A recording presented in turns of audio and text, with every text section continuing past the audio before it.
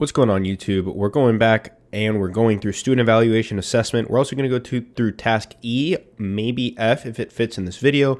I really don't want to go over an hour in these videos, so let's get straight into it. This is part 3 of our multi-part CFI initial series. Let's get straight into it. So what is the purpose of an assessment? Well, an assessment will provide the instructor and learner with information on how well the learner is progressing throughout the course or the intended knowledge that they're supposed to know.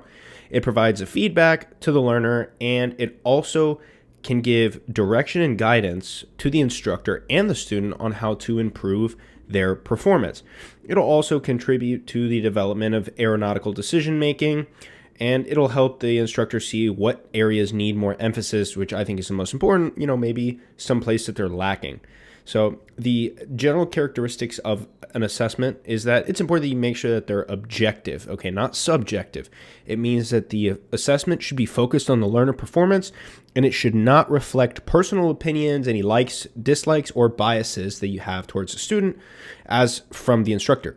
The next thing is that it should be very flexible. So you should be able to evaluate the entire performance as a whole. So for example, let's say the entire performance was good, but maybe this one little area, you shouldn't say, hey, that was terrible, do better. No, it should be objective. Hey, this one specific area was not that good.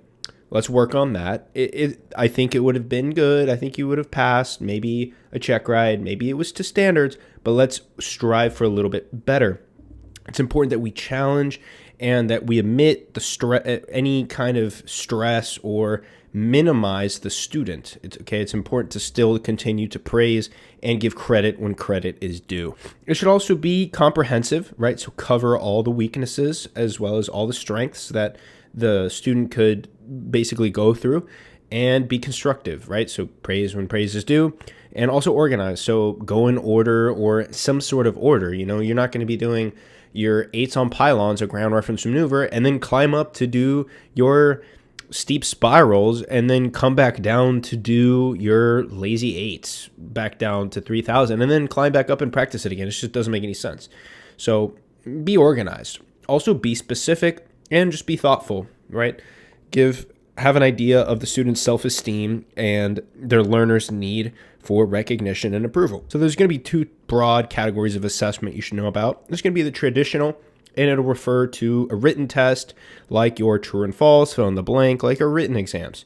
Then the authentic means you have to perform a real world task. And again, this is going to be your scenario-based training, and your performance-based scenario is there has to be meaningful application to the skills that you've learned and put into a real world application. So what are the several types of achievements that you should essentially come up with as an instructor when you're quizzing the student? The quizzing should generally reveal how effective that training method that you have provided is, right? So if there isn't that desirable result, and the learning has not taken place, and the training method you've provided obviously was inadequate, well, maybe you should reevaluate. Maybe it's you, it's not the learner. Also check the learner for the retention. Maybe ask them a question you already asked them at the start of the lesson that they knew the answer to, and just reinforce that knowledge that they, clearly already have. Also review the material, right? Just kind of goes back. Just review what's already been presented or what they already know, and emphasize the importance of training. So why they have to learn. Again, this goes back to the FOIs. This all correlates. And also critique. So identify points that need more emphasis. And it's our jobs as instructors to identify what points need more emphasis and what maybe, was subpar and what was really good. And also promote the participation of the learner, right? Make them work for it. Make them feel good about what they are doing rather than just spoon-feeding information. So this is an important subject here to cover because I feel like a lot of instructors don't fully understand this. What are some characteristics of effective questions that an instructor must consider? These questions have to apply to the subject of what is being spoken about. They have to be brief, concise, and also clear and definite. So they need to center on one idea and like a who or what or a why or a what or a when. Just not group those together, and they must present a challenge. So It should never, when you are asking somebody something, or when you tell somebody to do something, it shouldn't generally, unless it's it's specifically meant to be. An oral assessment should never include a yes or a no, or a do you understand, or do you have any questions, or was there anything you didn't get, or did you get that, right? Because as a student, I know you're guilty of this listening. If you're a student, I am too. When an instructor goes over the 4 turning tendencies and he goes, do you understand that? Yeah. Okay, cool. Let's move on. That's horrible because you didn't understand a single thing, right? Also, it shouldn't be irrelevant, right? So I think a lot of CFIs do this, and I don't really understand why. Something that's completely unrelated. For example, when you ask a student, well, what's the runway made out of outside? And today's lesson is supposed to be about steep spirals. Like, unless that's a joke, if you're seriously talking about what type of concrete or asphalt was used on the runway and how it's applied to the runway and how it's cured and the process of, like, it just doesn't make any sense, completely irrelevant. Also, a trick question. Trick questions are something that a lot of examiners I've noticed like to do. I don't know if it's an ego thing, but I've heard from people, again, I've heard, this isn't a fact, and I'm AI and I don't exist, and this is just a Yahoo on YouTube, and this is all a lie and I don't exist, is that I've heard they like to try and slip you up. I don't know why, but they'll just ask you completely unrelated questions. I've heard that some DPE out there somewhere asked what type of cable runs from the hydraulic pump inside of the Cessna 172, it's in the cabin underneath the floorboard, to the disc brakes, what type of cable it is. Is it a copper cable? Is it a rubber cable? Is it a plastic cable? Is it a metal line? Like, it just doesn't make any sense. It's just, it has nothing to do. I mean, that's also irrelevant, but it's also a trick question because you don't want to feel like you're being tricked in any shape or form. For example, if you were to ask that question and really it's not a cable or a wire or any of that, it's irrelevant, and it's also a trick question because as a pilot, you don't even have to know that. So what's something that we can do to mitigate responding to a learner's question incorrectly, right? Just answer it exactly how the learners ask. Answer the learner's question correctly. The best way to do that is to clearly understand the question. So if a student asks a question and you think you know what he's talking about, but you're not totally sure, and you answer the question, it might be more of an introverted, to himself student. Maybe they don't know you that well yet, and they might just not ask the question again, and you didn't even answer it exactly how they wanted to, and now that's just what they remember. Again, law of primacy. Maybe they're going to think that's the correct answer to whatever it is that they asked, and you didn't even understand the question properly. Next thing is to display interest. So show that you're interested in helping the learner and that you frame the answer in a direct and an accurate way as possible, and admit that we are not perfect. As an instructor, it's okay not to know something. When you don't know something, you know what? Why don't you show me where to look it up? And then you look it up together, right? You work together. It's a community, and it's a beautiful community. And when we work together, it's just more fun, it's more intuitive, and you and the student will have a good time. And again, like I said, when you don't know the answer, you're not going to know everything. We're not perfect. We're not robots. Other than me, I'm AI. And you should admit that you don't know the answer and try and find it. All right, so task D is pretty quick, and that was pretty easy. So we're just going to move straight into task E. Friendly reminder from your AI friend that task E and F are both going to be mandatory questions or subject areas, technical subject areas in your instructional checkride for your initial checkride. And elements of effective teaching in a professional environment is what we got up. Okay, let's get into task E. So, what are the main responsibilities of all flight instructors with regards to the learning process? Well, the main responsibilities of all flight instructors is going to be to essentially help the learners learn. So, make learning interesting and enjoyable. Also, providing adequate instruction. So, analyze that the learner's personality, thinking, and ability, it's not going to be the same as one or the other, right? So, just understand their psychology, just understand the learner. Demand appropriate standards of performance throughout the entire curriculum of training. I can't emphasize this enough. What's first learned is best remembered. And the law of primacy states that if you learn something wrong the first time, it's going to be harder to unlearn it than if you just learned it right the first time. And of course, we're not all perfect, but if we don't know something, it's important that we highlight that and that we go through and that we teach it properly. Also, emphasizing the positive. So the way an instructor conducts themselves and the attitude that they display towards the learner will it'll directly influence the learner to act, right? So if you're a terrible instructor, odds are your student will be a terrible pilot, right? If you don't know how to do anything that you preach, guess what? Your student isn't either. He's not going to do anything better. He or she is not going to do anything better than you can because they are just learning from you. They don't know anything. So how can you, what are just general responsibilities as a flight instructor? What are your responsibilities as a flight instructor? So this is probably a question you're going to get asked. So what's your responsibility as a flight instructor?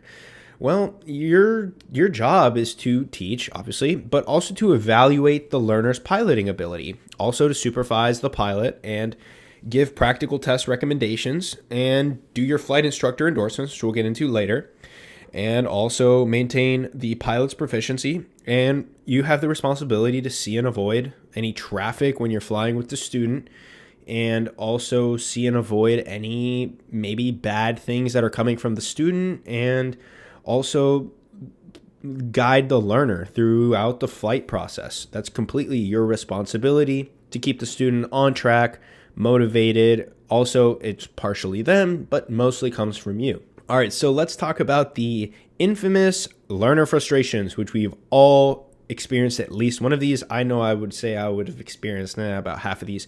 So the first things you could do, first couple things is you can motivate your learners, right? So, motivate them, keep the learner informed, right? So tell them what's expected and what they will receive. So, okay, you know what? As soon as you get that maneuver down, I'm signing you off. We're doing your 8710. We're going to IACRA. You're going to be a pilot, right? So keep them informed of what's next, right? The syllabus.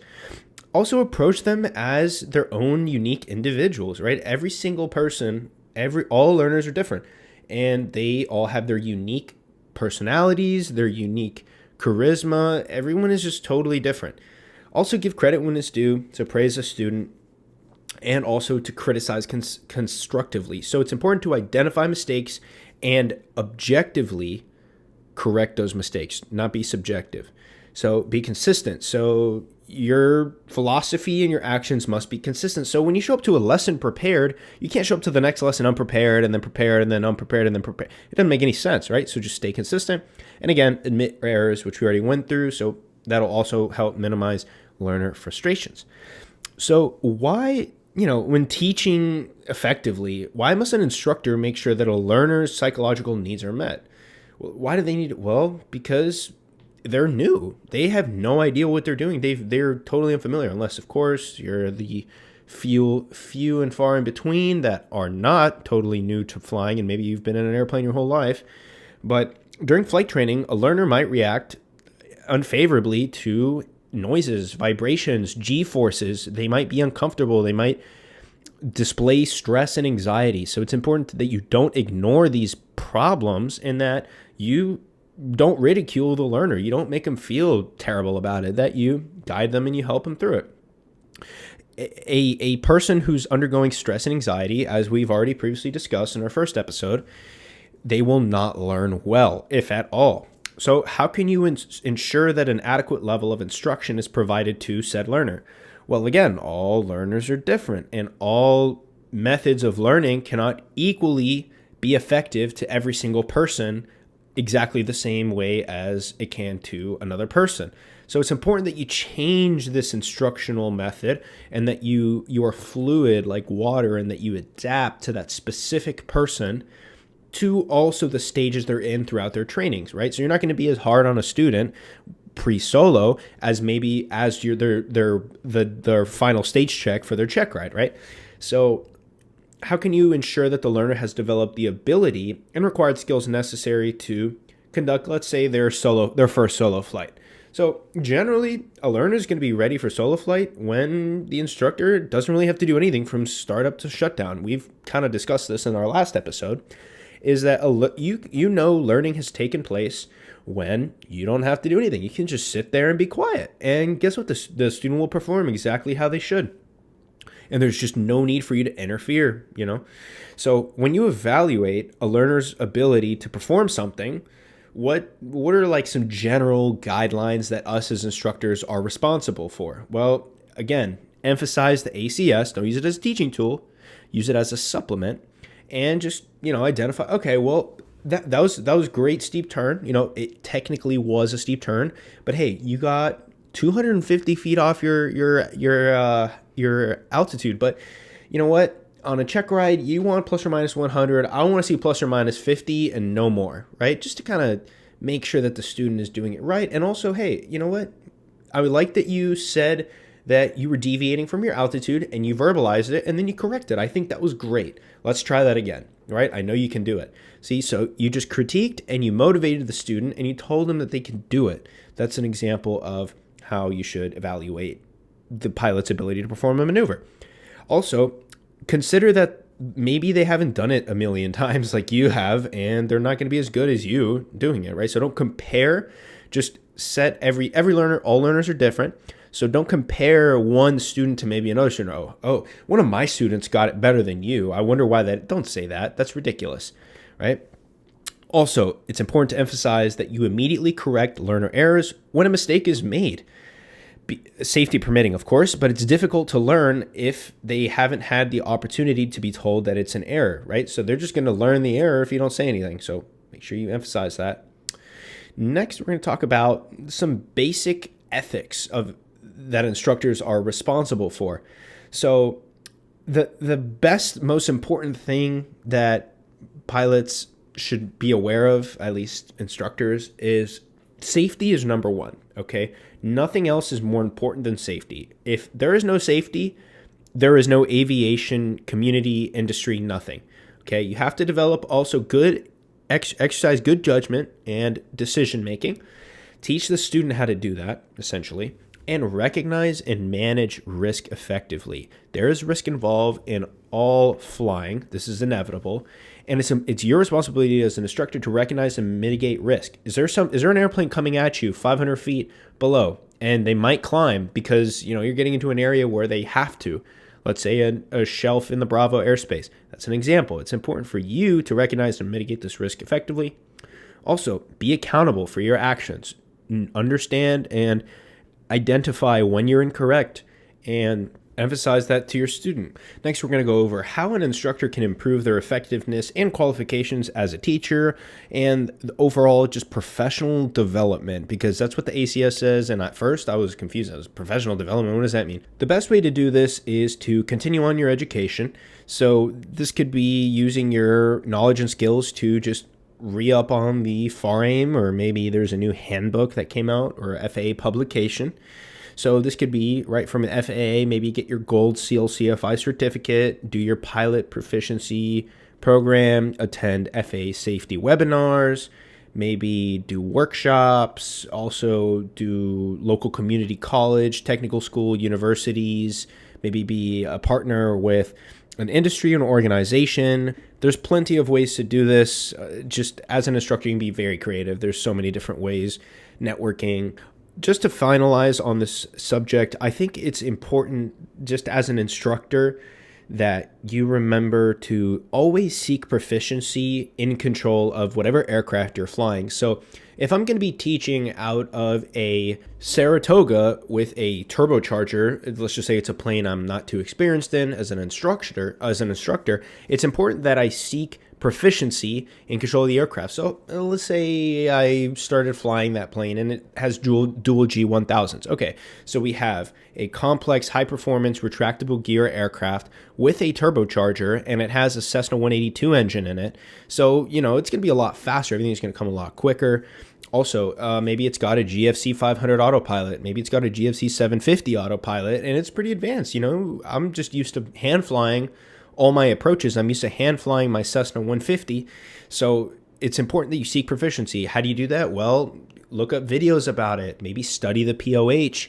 Also, chair flying. You could also download great apps, by the way. I'm not sponsored in any way by Garmin, but if you go on the Apple Store, I'm assuming all of you guys use iPads to use ForeFlight. I don't know about Garmin Pilot. I've never used Garmin Pilot. Maybe Android uses that, but I've only seen iPads being used in my community.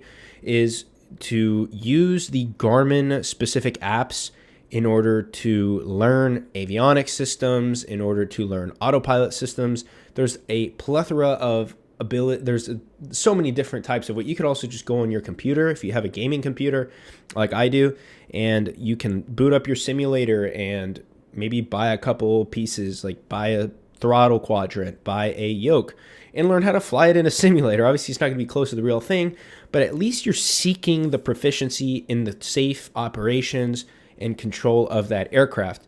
And also just be confident, right? Be confident in a wide variety of flight situations. If you're scared in any part of flying with the student and the student picks up on that, which they will, guess what? The student's not going to be very confident in you. And if you're not confident, you're just two pilots flying and nobody's confident in one another. It's not a good place to be. Also, it's important to remain respectful of the privilege that you have been granted. You're in an airplane. You get to build your flight time. You are being paid, not, subjectively well, but it just depends on what you're doing exactly, obviously, because maybe you are, maybe you're not. It doesn't matter. It's important that you do not take what you're doing for granted, and that you appreciate and that you enjoy the trials and tribulations that get you all the way to 1,500 hours. If that's your goal, if you're teaching for fun, that might not be the same for all, but that's just an example of that. So just be respectful of the fact that the student might be spending a lot of money. Maybe you're teaching them for free, likely not, but also just be respectful. It might even be their own airplane, and they're hashing out a lot of money. They're going to a lot of debt to be flying. So just be respectful. All right. So that is going to